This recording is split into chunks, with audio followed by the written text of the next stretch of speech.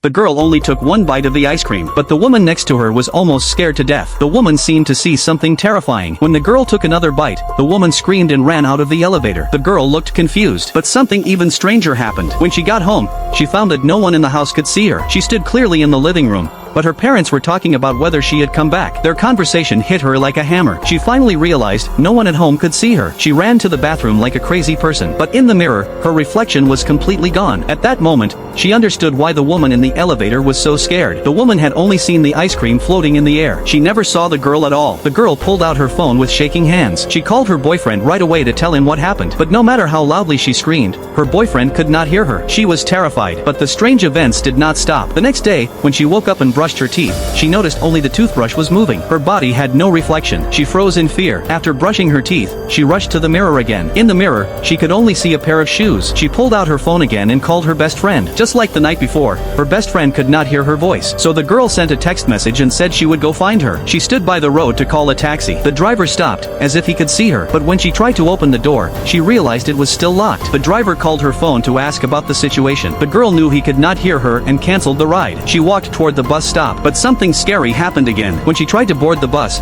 the driver couldn't see her and the door clamped down on her. The driver looked confused, but didn't care much. After getting on the bus, she scanned her card. A child nearby watched with a puzzled look. Even though no one could see the girl, her body was still physically present. She carefully avoided the other passengers so she wouldn't scare anyone, but when a man with a backpack turned around, he bumped into her. He looked confused. He felt like he had touched something, but when he looked, there was nothing there. At that moment, the girl realized being invisible was not as great as she had imagined. Days passed, and her boyfriend still couldn't find her. He was very anxious and kept asking around. He contacted several friends, but none of them had seen her. He didn't know that she was actually right beside him. That night, he went downstairs and found her phone sitting on a bench. He feared something bad had happened. Just then, a hand suddenly held his. The girl had been beside him all along. She had turned invisible by accident, and no one could see her. So, do you still think being invisible is a good thing?